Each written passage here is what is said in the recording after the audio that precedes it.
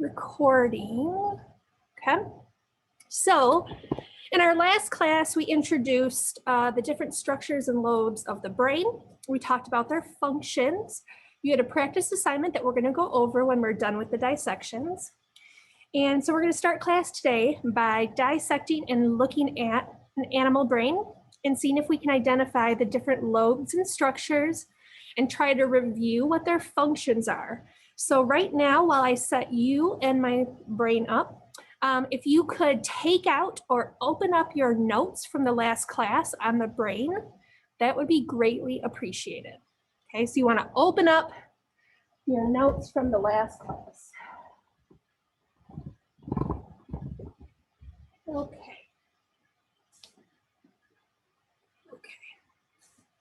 So I am going to have to change. Okay.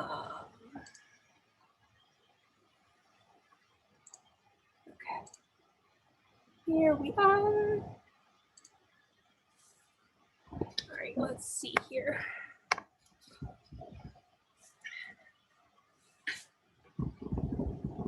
Oh, goodness.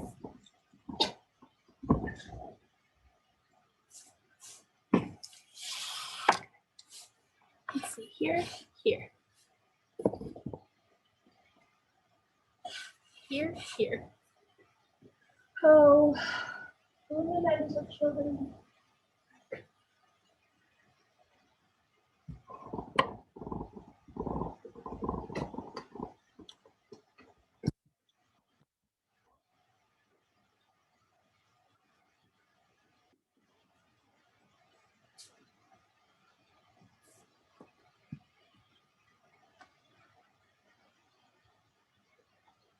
Do you guys think this is okay right here for you to watch me?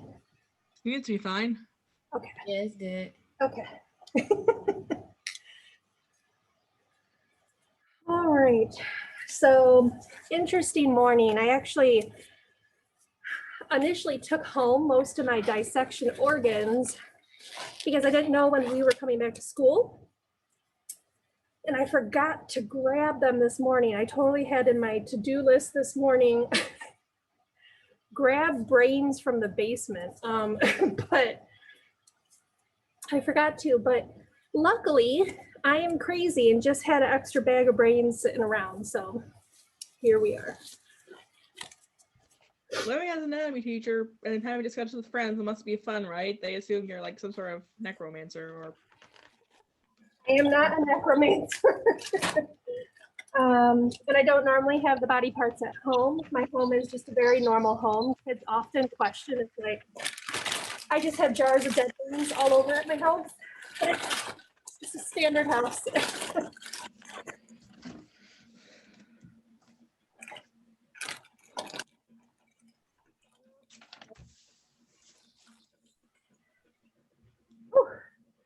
Okay, so here is the brain.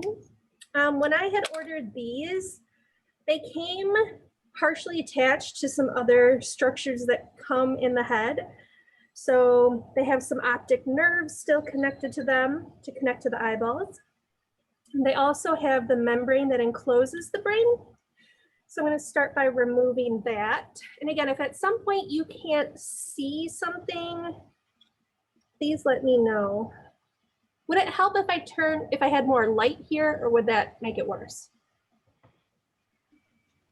I think a little bit more light, or if you could zoom in a little bit or something. Oh. Hold on.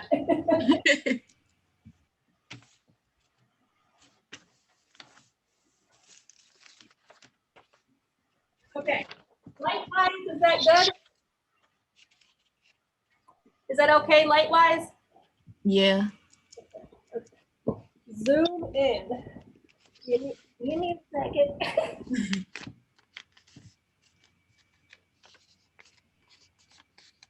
Okay, let's see. Is that better? Yeah.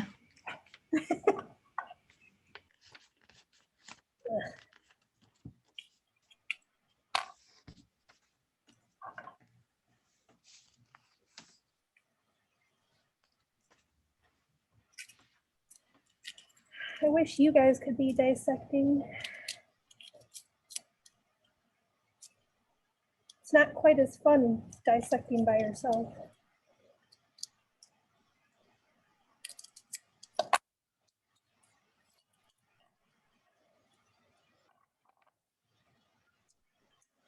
So the black lines that you see are just areas that have blood vessels and congealed blood.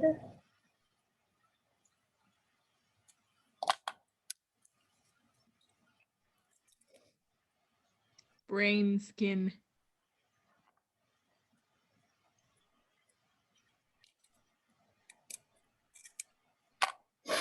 Oh, the smell. You know, I'm not used to the smell anymore. I don't do it as often. Normally, I barely even smell it. What's it smell like? So they are preserved in a compound that's similar to formaldehyde. So like what we would use to preserve human bodies.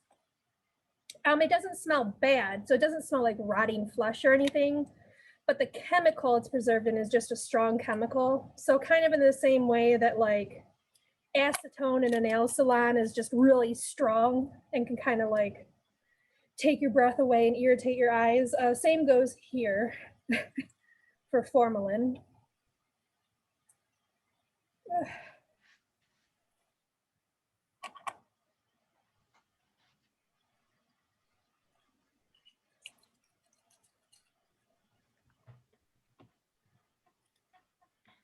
And I think someone else came in.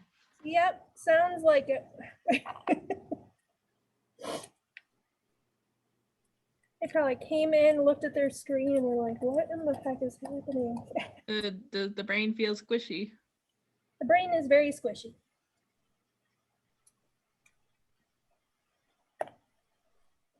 Woo! Almost there, almost there. Okay. Oh, thank Jesus.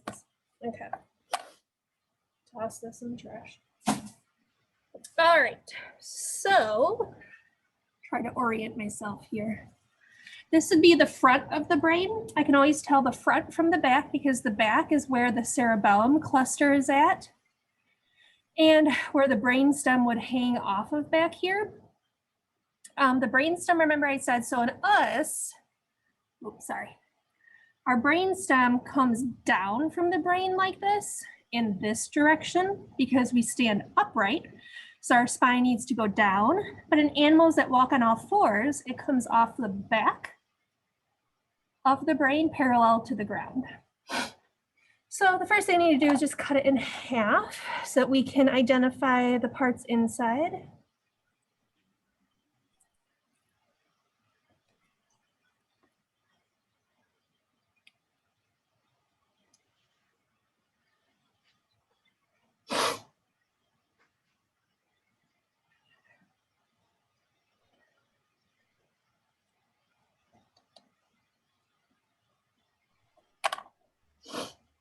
Woo! My eyeballs. Goodness gracious. Okay, let me try and see here. All righty. So, here we have a good cross section of the brain. Again, I can always tell where the cluster and brainstem is the back. So the other part must be the front of the brain. So if this is the front of the brain, what lobe would this be? The frontal lobe. Good, the frontal lobe. And then directly on top of the head here would be which lobe? Directly behind the frontal lobe, good, Fadl, parietal. At the back here then would be which lobe? Occipital, good. And then this lobe that's in the side center is the what? Temporal, right? And that's what I kind of meant by it goes side to side. If we put these pieces together, the ears of the animal would be like here and here. So going through the side center is where the temporal lobe is, okay? This structure here then, this cluster under the occipital lobe is called what?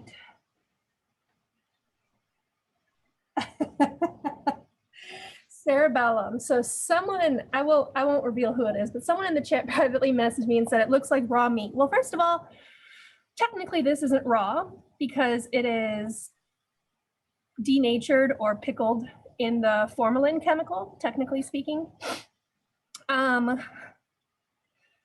But I will say this. There are some cultures that eat brains cooked, right? Because there's a lot of cultures that essentially eat and use all parts of the animal body. While Wait, aren't there special things like arms of berry bacteria that can actually harm you if you eat it? So it's not the worms and bacteria actually that I would be worried about, because that could be in any of the meat we eat. Okay, even your regular ground turkey, beef, or your chicken that you buy. What I would be concerned about and avoid eating anything from the nervous system is because our nervous systems actually can contract and pass on a virus-like structure called prions. If you've ever heard of a disease called mad cow disease is caused by a structure called prions. Again, they're just like viruses. They're not living, but they have the same infectious ability as viruses. And they are a type of, this is a very complicated word, spongiform encephalopathy. So what they actually do is when these prions infect nervous tissue and they land on the nervous cells, they change the shape of the proteins in the cell. And so it stops the cells from being able to function. So they describe these types of diseases often as people going insane or crazy or mad cow disease, because what's happening is parts of your brain are actually degrading and breaking down as the prions infect different areas. It's Yikes.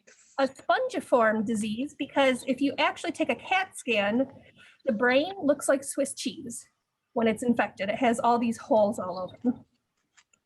So the reason I would caution this is because, like viruses, prions are not living, which means we can't kill them, and it's not easy to destroy them. If you are to consume any meat that has prions in it, you will die. There is no cure, no extended treatment for prion diseases. If you can track them, that's it.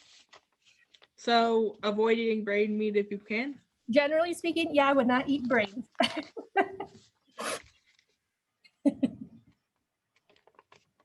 There's one girl up front, she might be doing, she's so quiet and always working so hard. Sorry, they're coming around with water bottles. All right, so we identified the frontal lobe, parietal lobe, occipital lobe, temporal lobe, the cerebellum. We again said that this tail here is the brain stem, okay? Now let's see if we can identify some other parts within the brain. So we didn't really cover this, but I'll just go over it. This kind of Nike swoosh, upside down Nike swoosh shaped flesh line is called the corpus callosum, and it's actually what connects the two hemispheres of the brain so that they're able to communicate with each other. You have a pituitary gland up in here, so that's what produces a bulk of our hormones. There we go, Fado. In our region here, we would have the thalamus and hypothalamus. Okay, and again, part of the temporal lobe. And then we have our brain stem here. Okay, so in our brain stem here, it actually goes a little bit above here is the midbrain. This little swollen knob here, if you can kind of tell that it sticks out a little bit more. This is the pons, so midbrain, pons, and then the medulla will kind of be behind it here. A little bit of that got chopped off when it was removed. So let's first start by just quizzing ourselves of seeing if we can remember the parts here, okay? Which lobe is this? Which lobe am I pointing to? The parietal lobe, good. Okay, what is this structure here? The occipital lobe? Close. It looks like it because it's in the same area. This is the cerebellum. Cerebellum. Okay. What lobe is up here? Frontal. Good. What lobe is back here? Yep. So you can say it like an ox, like an animal, occipital. Occipital. Yep. Okay. So occipital lobe. All right. What's this structure again? The cerebellum. Good. What lobe is in the center here? Temporal. Very good. What do we call the tail structure that comes off the brain? Brainstem. Okay. Which structures would we find in the temporal lobe here? Which structures? Okay, thalamus and the Thalamus and the hypothalamus. Very good.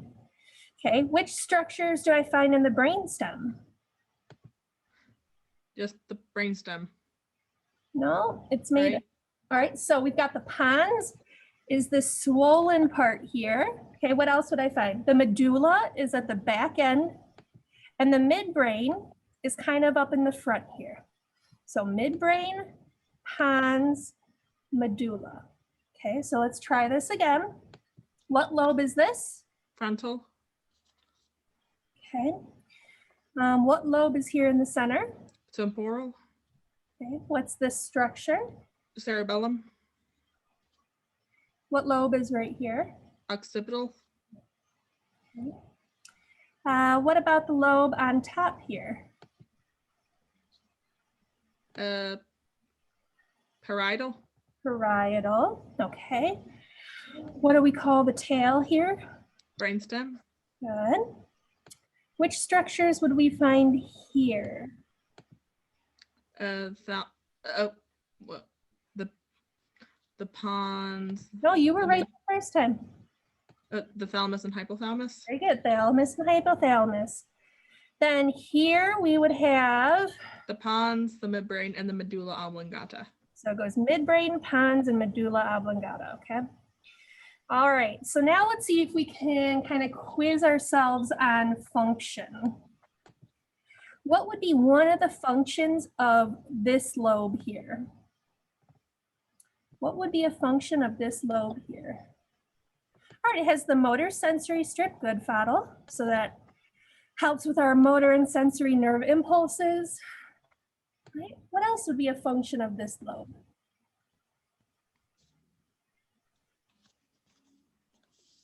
It picks up on skin sensations, good, Stanley.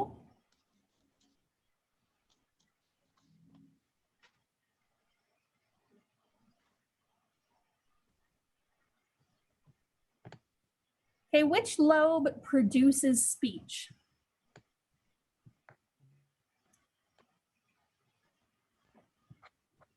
Which lobe produces speech? Okay, the frontal lobe. So then which lobe interprets speech?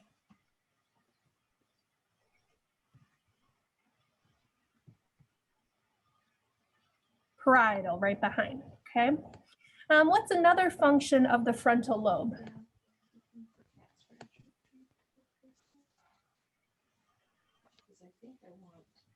It's another function of the frontal lobe.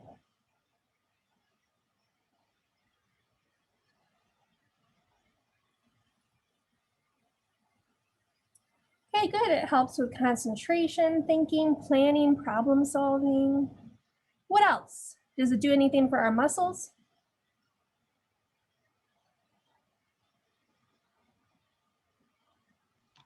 It makes the vocabulary contractions for the muscles. Okay, so it initiates voluntary muscle contractions. Okay, it doesn't control how they move, but it gets them started. Okay. All right. What's the function of this lobe back here? The function of the lobe back here. It controls visions and the ability to combine images. Very good. It helps with vision and combining the images that we see. Okay. What does this structure right here do? Kind of like this one too. What does this structure do? Coordinates what, Stan? Coordinates muscle movement. It coordinates the muscle movement. So frontal lobe initiates the muscle contraction to get the muscles to move, and your cerebellum controls how fluidly and coordinated that muscle movement is. And so remember I had said that if you are naturally athletically or maybe performing art-wise or dance inclined, you likely have a larger and more developed cerebellum. Okay.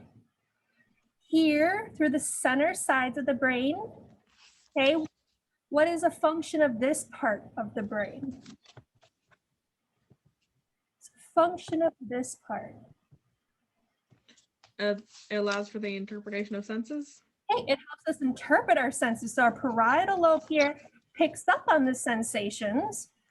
And here in the center in the temporal lobe, it makes sense of those sensations. So here is the part that tells us what we were feeling.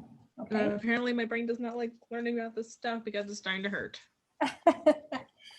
All right, so Stanley said controls visual and auditory memory. Very good, that's correct. Okay. What about, Otto said sensory reception, good. Thalamus and hypothalamus. Okay, what does the thalamus do for us? What does the thalamus help us?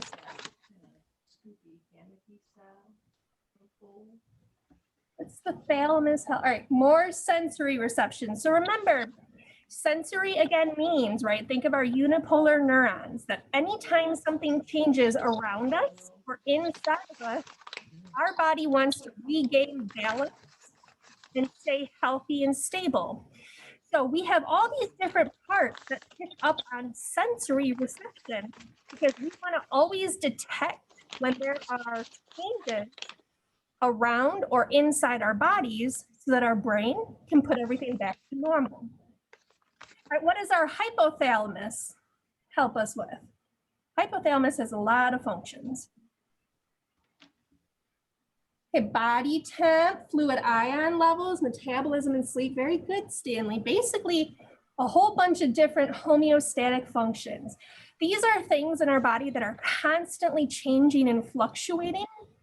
And our hypothalamus helps recognize these changes and get them back to normal. All right, good. Then we have our brain stem here. What is the midbrain control?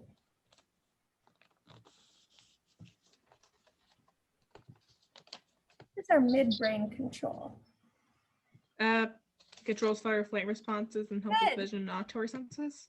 Good, fight or flight responses, right? So the responses that are kind of pre-programmed in us, some of them are homeostatic and some are from memory to help us kind of survive in what we perceive to be a life or death situation. All right, what does our pons do?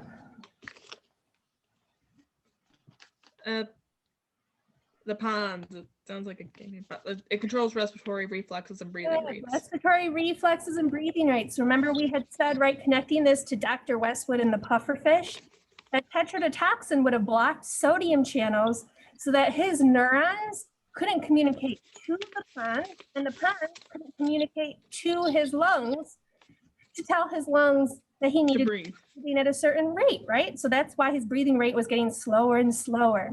What does the medulla help with? It maintains homeostasis, heart rate, blood pressure, and digestive reflexes. Good. What's homeostasis? Homeostasis refers to maintaining internal balance or stability. So again, that means like when our body temperature changes, we have different responses to get it back to the right temperature.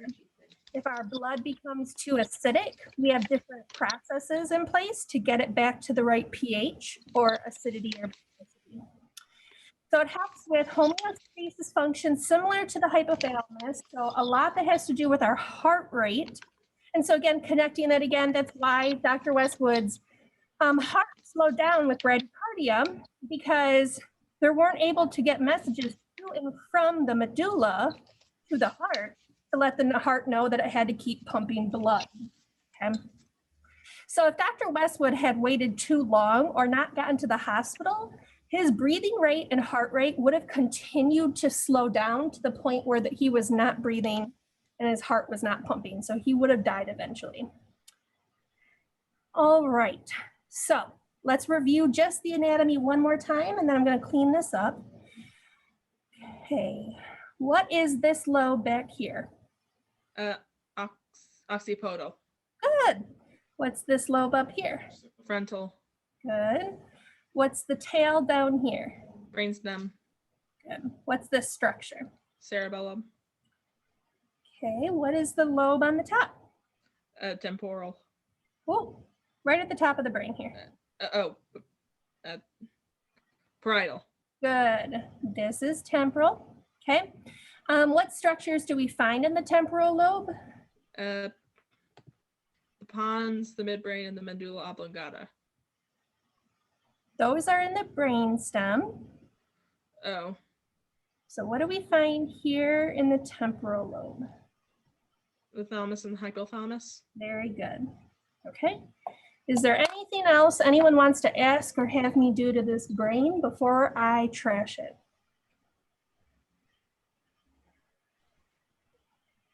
Taste it. Okay, first of all, you can't taste it because it is preserved in chemicals. I would either die from the poison or I would eventually get cancer. And that's really rude. Cut one half and half. So Stanley, you want me to cut it like this? Okay. See, that's the type of stuff normally, right, when we would be done with dissections, you guys would be able to just chop away and kind of investigate to whatever your heart desires. Huh. Look at all that. The brain is pretty bare compared to that one thing in the hypothalamus. Yep. Squish it. So, I mean, it's a lot of tissue, right? There's not a lot of hollow spaces, so it's not gonna squish too much. But it does feel squishy. It's soft, yeah. Kidneys are super squishy. All right. So I am going to clean this up.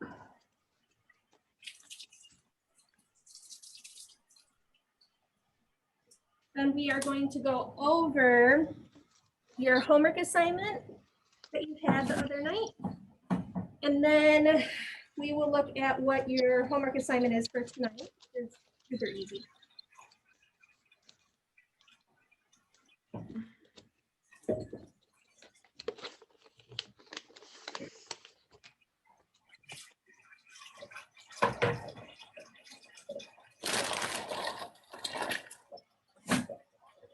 I am already not looking forward to your shark dissections next week.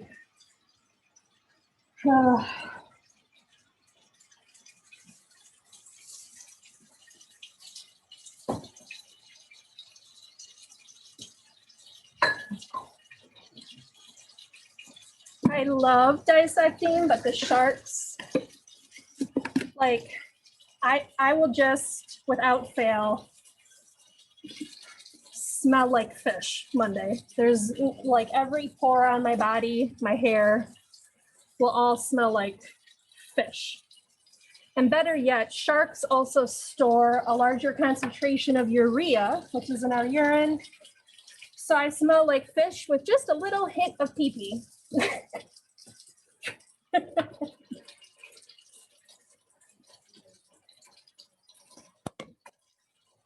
Yes, Stanley, extra specially you. I said dissection was going to be pretty.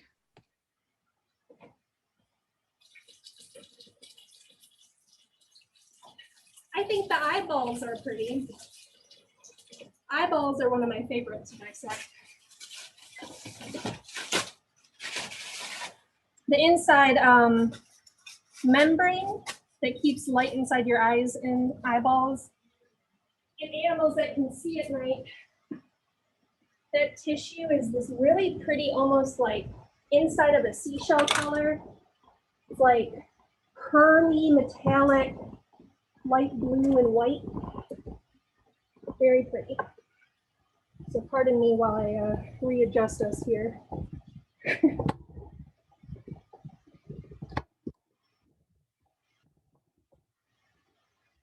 Okay.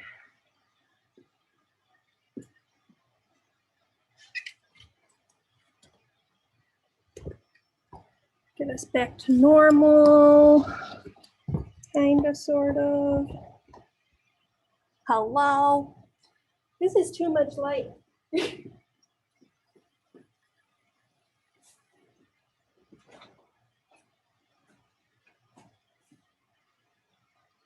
you've ever had me before, I like to keep my room fairly shaded. All right. So we are back to normal viewing here. Am I, Stanley, meet me in the parking lot at 12:35, okay?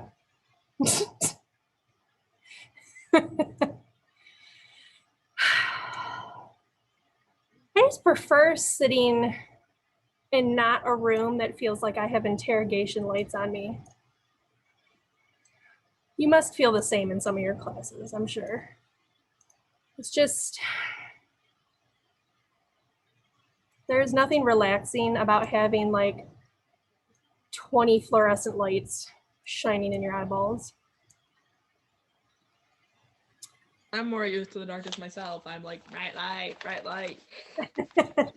Same. And in fact, whenever I leave my room at the end of school, or at the end of the school day, oh, the light that's always in the hallways, especially that hallway going by the media center. Oh my God, blinding. Okay. So just a quick reminder here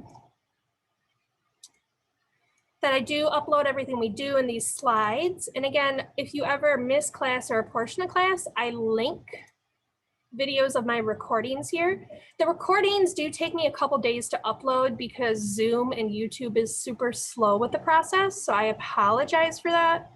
But usually by the time of the next class, the previous day's video is linked. Okay. So last class, again, we went over notes on the brain. You then had the homework assignment of 2.2, which of course is not just going to come up easily. Why would it?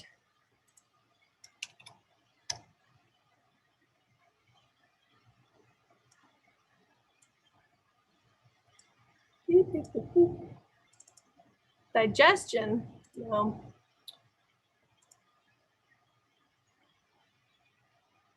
Oh my goodness.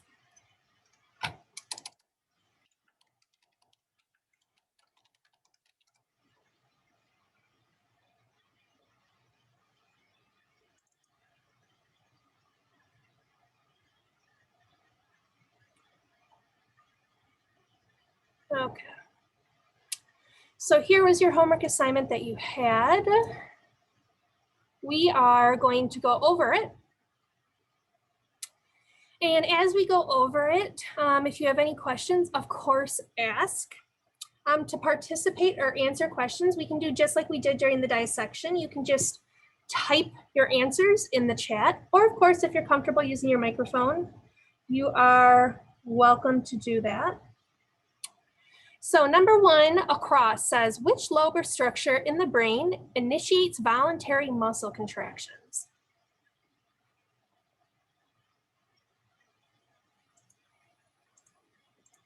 Good, the frontal. Number 4 across, which lobe or structure in the brain controls vision and the ability to combine images? Occipital, good. Which lobe or structure in the temporal lobe assists with body temperature, fluid ion levels, metabolism, and sleep? Good, the hypothalamus. Number 8 across. Which lobar structure in the brain assists with learning and the connecting of concepts? Good, temporal lobe. Number 9, which lobar structure in the brain interprets speech, sounds, and surroundings? Parietal. Number 13 across, which lobar structure in the temporal lobe assists with sensory reception? Thalamus, good Stanley. 14, which lobar structure in the brain controls respiratory reflexes and your breathing rate? The pons. Number 15, which lobar structure in the brain controls visual and auditory memory? Temporal lobe. 16, which lobar structure in the brain allows for the interpretation of sensations?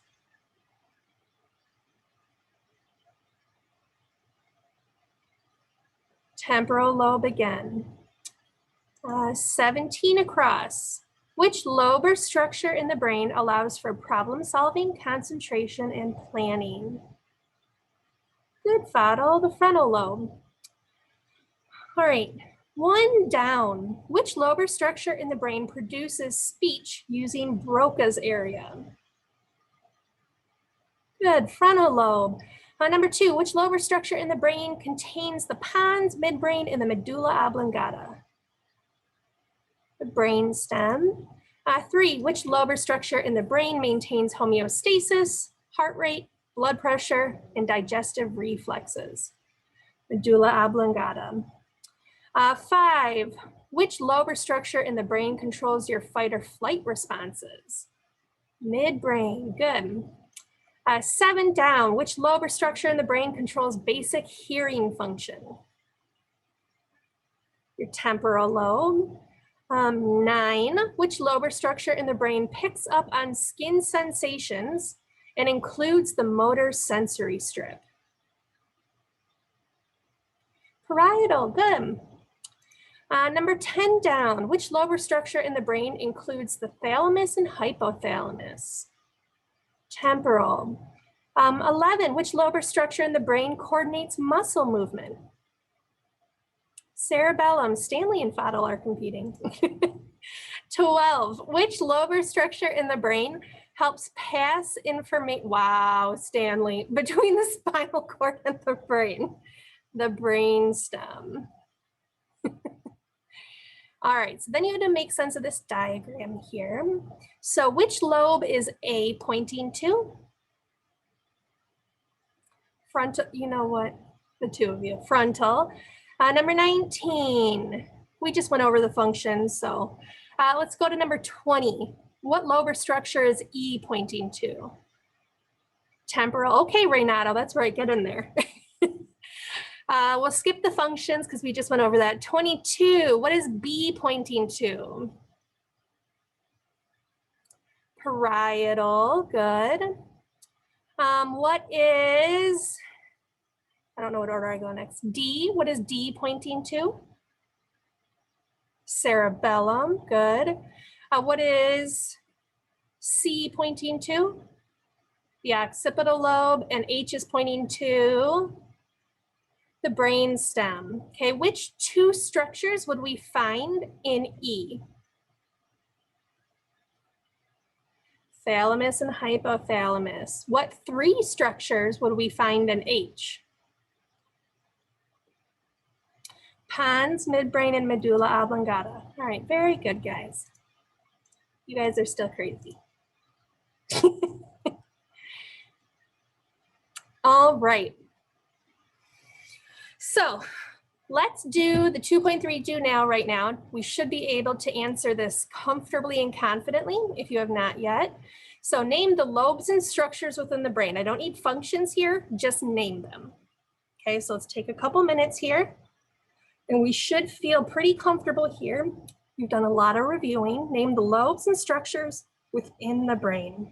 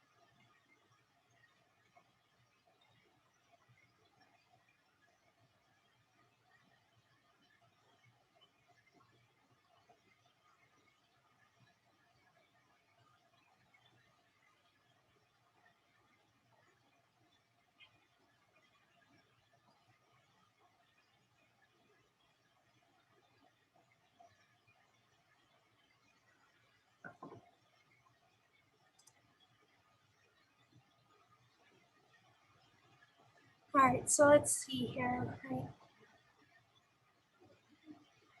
All right, good. Good. So we went over the brain practice today. We dissected the brain. The video I have linked here is not me going over the brain dissection, it's just one from YouTube, but it might help or interest you to watch it as a supplementary video. And your homework then tonight is the sheep brain dissection practice. So let's open this and look at it together to make sure we understand what we have to do. Very, very basic. So you have a diagram here of a dissected brain, and you have these boxes with numbers, okay, and they're pointing to different parts of the brain. Okay. You are then to identify what those structures are and what their functions are. Okay, straightforward, standard, not difficult at all. I think most of you, honestly, if you start it right now, could finish it well before you leave, okay? So this is your homework assignment. It is technically due tomorrow night, but again, I really feel confident that if you start it right now, you will finish it in the next 15 to 20 minutes, okay? Next Monday, then, we are going to dissect the shark, which again, I'm not really looking forward to. And remember that next week, Wednesday and Thursday, you have asynchronous days those days. So that means you'll be doing stuff on your own. For this class, you're just going to have work days. So that means I'm giving you the time to catch up on missing work, redo, or revise anything that you might have got low scores on. But you'll have to make sure that you pay attention and keep tabs on what the rest of your teachers are doing, okay? So again, this is your homework assignment. It is due tomorrow, but if you start it right now, I really do feel confident that you will also finish it quickly before we even leave and go to the next class. Remember that your next class starts at 11:10. You are welcome to stay in here and work and ask questions, or you can leave, whatever floats your boat. I'm smiling, but you can't see it, so like, what's even the point of me smiling?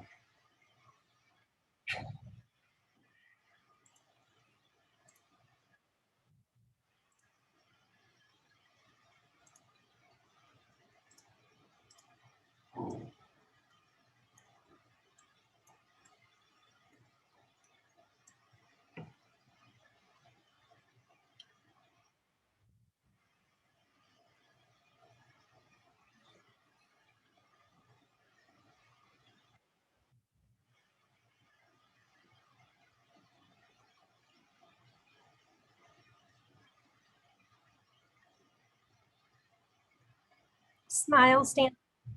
I know. I feel like I'm always like, even when I see random people in the stores, if we make eye contact, I like smile at them, but they don't see me smiling. So I'm like, they probably just think I'm some weirdo staring at them, but I'm smiling. I'm hoping that like they can kind of tell by the squinting little bit of the eye. They're like, that lady's smiling under that mask.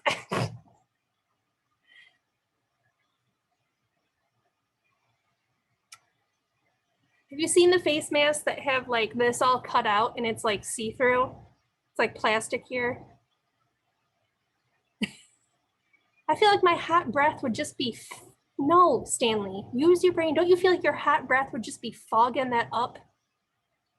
I definitely don't want to look at anyone's face with a mask on and they got some hot breath fog just collecting and condensing here. And think like if you accidentally spit when you spoke, that it would just on the mask. We would see globlets of spit. Ah. By the way, all of this relevant conversation has been recorded as well.